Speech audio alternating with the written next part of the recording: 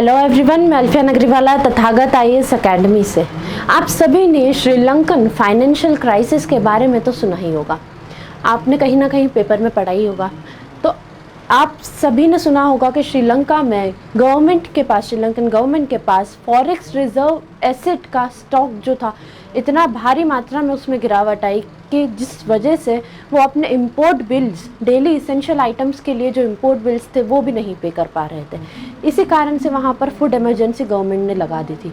तो आइए समझते हैं हम इसी बारे में कि क्या कारण थे जिस वजह से वहाँ पर इमरजेंसी लगाई गई थी, क्या रीजंस थे फॉरेक्स रिजर्व एसेट्स के कम होने के, साथ ही साथ इन सभी डेवलपमेंट का श्रीलंकन इकोनॉमी में जो भी चीज़ें हो रही है उसका इंडिया के ऊपर क्या प्रभाव पड़ा, उसके बारे में हम समझते हैं। तो बहुत ही ब्रीफ में हम देखते हैं। आप सभी ने सुना होगा कि फॉरेक्स रिजर्व एसेट जो है वहाँ पर श्रीलंका में अराउंड 7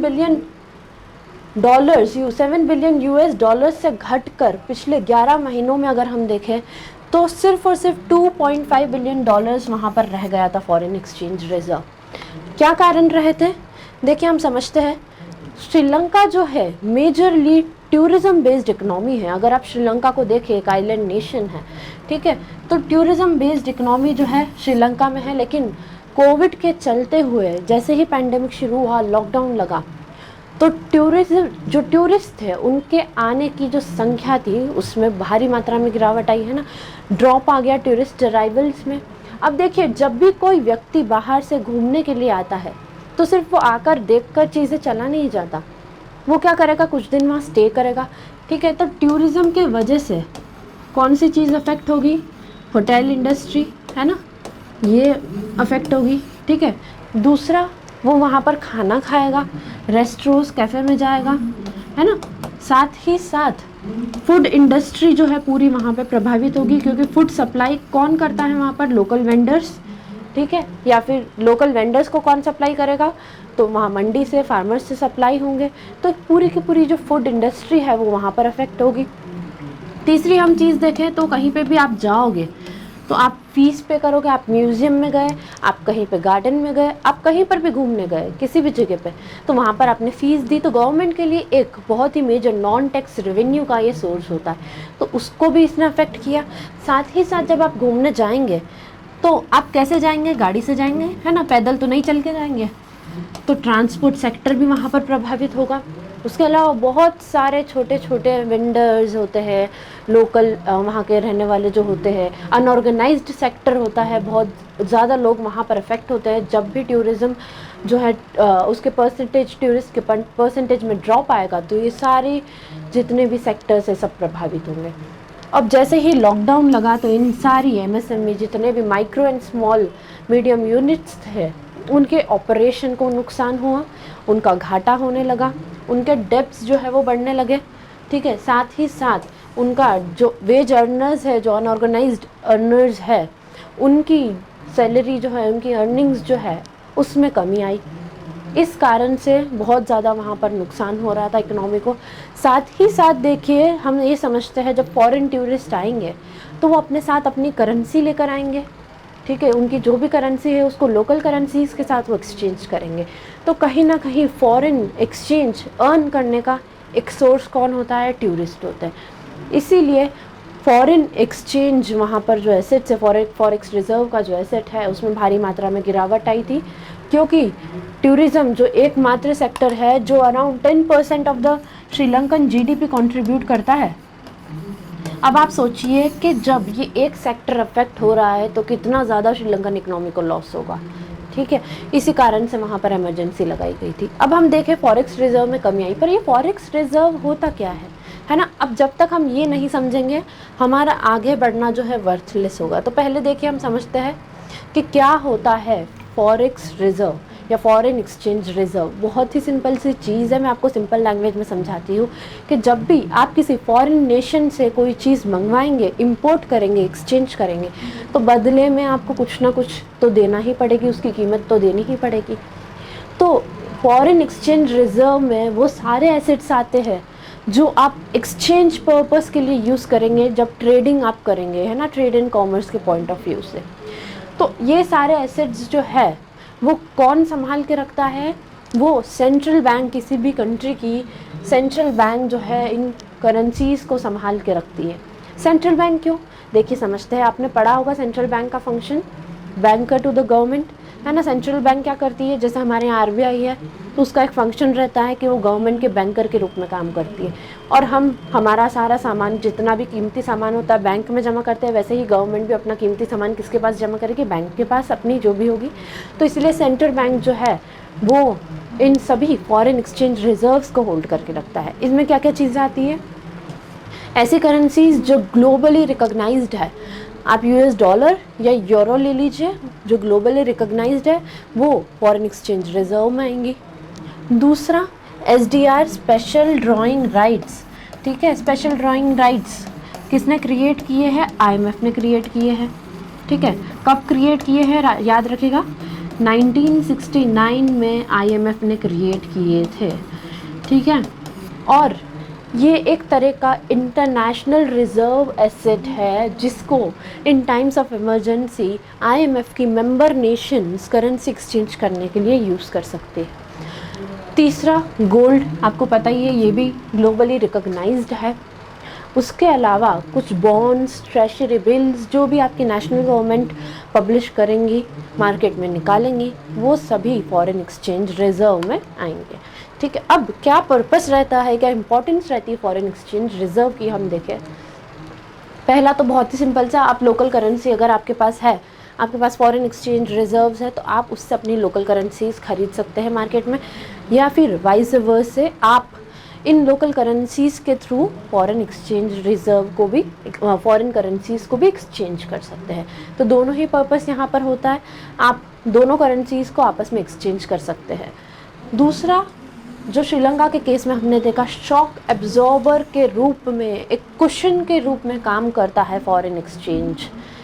किस तरीके से, अगर इस समय श्रीलंका के पास फॉरेन एक्सचेंज होता तो वो अपने बिल्स को, अपने इंपोर्ट बिल्स को एसेंशियल आइटम्स के लिए पे कर पाती और सारी चीज़ें जो है वो खरीद पाते, ठीक है। उनका जो डेब्ट है वो रीपे कर सकते। और इसी तरीके से ये shock absorber as a question काम करता है फॉरेन एक्सचेंज रिजर्व। तीसरा, हम देखें कि इंटरनेशनल अफेयर्स, इंटरनेशनल पॉलिटिक्स में भी बहुत ज़्यादा रेलेवेंट होता है। आप देखिए चाइना किस तरीके से इंटरनेशनल पॉलिसीज़ को अफेक्ट करता है। क्यों? क्योंकि चाइना के पास इंटरनेशनल फॉरेन एक्सचेंज रिजर्व जो है वो बहुत ज़्यादा है। सबसे ज़्यादा अगर हम अभी देखें तो चाइना के पास है फॉरेन एक्सचेंज रिजर्व एसेट्स, सबसे ज़्यादा चाइना के पास है। इसीलिए ये नेशंस जिनके पास फॉरेन एक्सचेंज रिजर्व ज़्यादा होते हैं वो कहीं ना कहीं इंटरनेशनल अफेयर्स को भी इन्फ्लुएंस करते हैं। फोर्थ और सबसे इम्पॉर्टेंट पॉइंट आप याद रखिएगा, कॉन्फिडेंस टू फॉरेन इन्वेस्टर्स। जो फॉरेन इन्वेस्टर्स रहते हैं, जो आपके नेशन में आकर इन्वेस्ट करते हैं, कहीं ना कहीं पर उनका कॉन्फिडेंस जो है वो फॉरेन एक्सचेंज रिजर्व के साथ रिलेटेड होता है। क्यों? क्योंकि उन्हें यह भरोसा है कि गवर्नमेंट जो है, नेशनल गवर्नमेंट, वो अपनी फाइनेंशियल ऑब्लिगेशंस को अच्छे से निभा पाएंगी, अपने डेब्ट्स को रीपे कर पाएंगी, और इन फ्यूचर अगर वो ऐसे नेशंस में इन्वेस्ट करते हैं तो उनका नुकसान होने की संभावना बहुत ही कम हो जाती है। और यही कारण है कि वो ज़्यादा से ज़्यादा ऐसे नेशंस में इन्वेस्ट करते हैं जहाँ पर फॉरेन एक्सचेंज, जिन गवर्नमेंट के पास फॉरेन एक्सचेंज रिजर्व्स बहुत ज़्यादा होते हैं, ठीक है। और यही कारण है, पिछले 1 साल में हम देखें, पिछले 1 या 2 साल में हम देखें तो इंडिया के अंदर भी जो इन्वेस्टमेंट है, foreign direct investment, FPI, FDI, बहुत ज़्यादा मात्रा में आया है। क्यों? क्योंकि हमारे पास फॉरेन एक्सचेंज रिजर्व्स जो है वो बढ़कर अराउंड $519 बिलियन अभी हमारे पास हो गए हैं, ठीक है।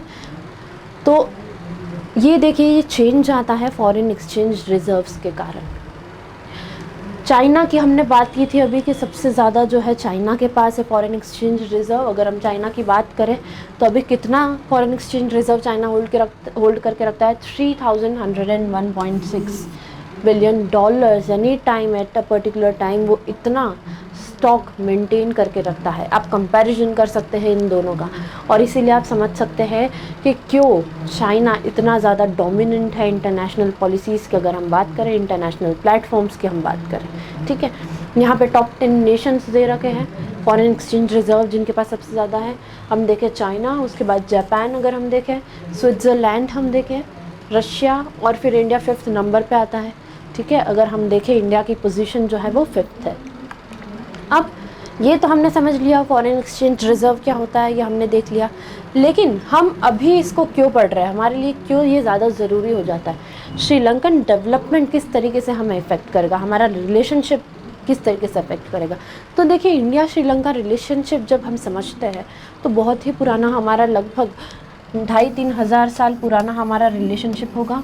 ठीक है, ना सिर्फ कल्चरल टाइज, कल्चरल फैक्टर्स तो है ही हम लोगों में कॉमन, और कल्चरल टाइज भी हमारे बहुत पुराने हैं, लेकिन हम देखें ट्रेड एंड कॉमर्स भी उतना ही इम्पॉर्टेंट है। आपस में जो हमारा एक्सचेंज होता है गुड्स, वो इतने ही ज़्यादा इम्पोर्ट एक्सपोर्ट होते हैं। इसके अलावा अगर हम देखें तो डेवलपमेंटल एक्टिविटीज़ जो हो रही है श्रीलंका में, इंडिया के द्वारा घर बनाए जा रहे हैं, रेलवे लाइंस रिपेयर की जा रही है, रोड्स जो है डैमेज उन्हें रिपेयर किया जा रहा है। तो बहुत सारी चीज़ें हैं जो वहाँ पर हो रही है। ठीक है, डेवलपमेंट पर्पस से अगर हम देखें तो इसके अलावा हम देखें कि टूरिस्ट भी उतने ही एक्सचेंज होते हैं ना, टूरिस्ट भी उतने ही ज़्यादा एक्सचेंज, हर साल लगभग 70,000 टूरिस्ट जो है वो इंडिया से श्रीलंका जाते हैं, और उतने ही टूरिस्ट जो है श्रीलंका से इंडिया भी आते होंगे घूमने के लिए। तो टूरिस्ट एक्सचेंज भी उतने ही हो रहे हैं। लेकिन पिछले कुछ महीनों में कहीं ना कहीं पॉलिसी चेंजेस की वजह से, पॉलिटिकल चेंजेस की वजह से इंडिया श्रीलंका रिलेशनशिप के बीच में थोड़ा सा जो है कहीं ना कहीं बैलेंस बिगड़ा है हम देखें। और इस बैलेंस के बिगड़ने के पीछे का सबसे एक मुख्य कारण वो है चाइना, और चाइना का श्रीलंका में इन्वेस्टमेंट जो बढ़ता ही जा रहा है। देखिए, अगर हम श्रीलंका की लोकेशन कंसिडर करें तो बहुत ही स्ट्रैटेजिक लोकेशन है इंडियन ओशियन में श्रीलंका की। एक वक्त पे जो अटलांटिक ओशियन की पोजीशन हुआ करती थी, आज वही इम्पोर्टेंस जो है वो इंडियन ओशियन की है। चाहे फिर आप ट्रेड एंड कॉमर्स के पॉइंट ऑफ व्यू से देखें, चाहे फिर आप उसको मिनरल्स के पॉइंट ऑफ व्यू से, एनर्जी रिसोर्सेज के पॉइंट ऑफ व्यू से, रीन्यूएबल रिसोर्सेज के पॉइंट ऑफ व्यू से, या रेयर अर्थ मिनरल्स के पॉइंट ऑफ व्यू से देखें, तो बहुत ज़्यादा इंडियन ओशियन में इसी कारण से चाइना का इंटरेस्ट जो है बढ़ता जा रहा है। हाल ही में अभी हमने चाइनीज़ रिसर्च वेसल्स और चाइनीज़ सबमरीन्स को भी इंडियन ओशियन में जो है देखा है। चाइना का बोलना है कि वो वहाँ पर रिसर्च पर्पस से, इंडियन ओशियन में रिसर्च पर्पस से वहाँ पर आए थे। लेकिन ऐसा भी हो सकता है कि वो वहाँ से क्या कर रहे हो, इंटेलिजेंस कलेक्ट कर रहे हो, और इसी के चलते हुए इंटेलिजेंस जो कलेक्ट चाइना कर रहा है, जो उसका मिलिट्री जो बढ़ाता जा रहा है इंडियन ओशियन में, जो उसकी आर्मी बढ़ाता जा रहा है, उसी के लिए सबसे ज़्यादा जो है, उसी चीज़ को ध्यान में रखते हुए श्रीलंका में सबसे ज़्यादा चाइना इन्वेस्ट कर रहा है। चाहे फिर वो कोलंबो एसईजेड को आप देख लें, आप यहाँ पर अमन टोटा देख लें, वहाँ पर उसका इन्वेस्टमेंट देख लें, आप रीन्यूएबल एनर्जी के जो पावर प्लांट्स है जिस पर चाइना काम कर रहा है आप उसको देख लें, आप रोड्स, रेलवे लाइंस देख लें जहाँ पर चाइना इन्वेस्ट कर रहा है, चाइनीज़ कंपनीज इन्वेस्टमेंट कर रही है। तो श्रीलंका में चाइना का इन्वेस्टमेंट बढ़ता जा रहा है। आपने कभी ना कभी सुना ही होगा, आप सभी जानते होंगे चाइना की पॉलिसी के बारे में, डेब्ट ट्रैप डिप्लोमेसी जो चाइना की है। माने चाइना क्या करता है, ऐसे नेशंस देखता है जिनकी लोकेशन क्या है, स्ट्रैटेजिक है ना, इम्पॉर्टेंट है किसी ना किसी पर्पस से, और ऐसे नेशंस जिनको लोन की ज़रूरत है। अब हमने देखा कि श्रीलंका अभी बहुत ज़्यादा लो पे चल रहा है ना। अब हमने एक पॉइंट और देखा था फॉरेन एक्सचेंज रिजर्व में, कि फॉरेक्स रिजर्व क्या करता है, जो इन्वेस्टर्स है उनका मेंटेन करके रखता है भरोसा। अब जैसे ही इन्वेस्टर्स का कॉन्फिडेंस वहाँ पर कम होगा, वो क्या करेंगे, विड्रॉ करेंगे श्रीलंका से अपना जो भी इन्वेस्टमेंट है, और जैसे ही श्रीलंका से अपना इन्वेस्टमेंट वो बाहर निकालेंगे, वहाँ एक वैक्यूम क्रिएट होगा, एक नीड क्रिएट होगी इन्वेस्टमेंट की, और फिर वहाँ कौन इन्वेस्ट करेगा, चाइना। या चाइना क्या करेगा, वहाँ पे ग्रांट नहीं देता है, चाइना लोन प्रोवाइड करता है, ये चाइना की पॉलिसी है। चाइना क्या करेगा, लोन प्रोवाइड करेगा, वो पहले भी कर चुका है, और उसे पता है कि नेशन वो लोन जो है सही टाइम पर नहीं चुका पाएगा। और जब ऐसा होगा तो चाइना क्या करेगा, उसका कोई भी स्ट्रैटेजिक लोकेशन, उसका पोर्ट, उसका रेलवेज या रोडवेज या जो भी उसको लग रहा है, ऐसा इम्पॉर्टेंट लोकेशन को कुछ समय के लिए क्या करेगा, लीज पर ले लेगा, 50 साल 100 साल के लिए लीज पर ले लेगा और फिर वहाँ से वो ऑपरेट करेगा, ठीक है। तो ये चाइना की डेट ट्रैप डिप्लोमेसी है। और यहीं रहते हुए चाइना क्या करेगा, इंटेलिजेंस को कलेक्ट करेगा और कोई वहाँ पर कुछ भी उन्हें क्वेश्चन भी नहीं कर पाएगा। क्यों? क्योंकि उसने वो जगह लीज पर ली है या उसका उस जगह पर कंट्रोल है। तो ये चाइना की पॉलिसी है। इसी को ध्यान में रखते हुए चाइनीज़ इन्वेस्टमेंट जो बढ़ता जा रहा है इंडियन ओशन में, जो इंटरफेरेंस चाइना का बढ़ता जा रहा है, उसी को ध्यान में रखते हुए बहुत इम्पॉर्टेंट हो जाता है कि इंडियन गवर्नमेंट कुछ मेजर स्टेप्स इस समय पर ले, ताकि श्रीलंका के साथ जो रिलेशंस है, जो टाइज़ है, वो इम्प्रूव हो, उसका बैलेंस वापस से बने और नॉर्मल हो। जो कंडीशंस है, जो सिचुएशंस है, वो हमारी नॉर्मल हो, ताकि चाइना को हम कंटेन तो नहीं लेकिन एटलीस्ट उसके साथ compete कर सके। तो आशा करती हूँ आपको समझ आया होगा, ये सारी चीज़ें आपको समझ आई होगी। हम मिलेंगे नेक्स्ट लेक्चर में अगले टॉपिक के साथ। Till then take care.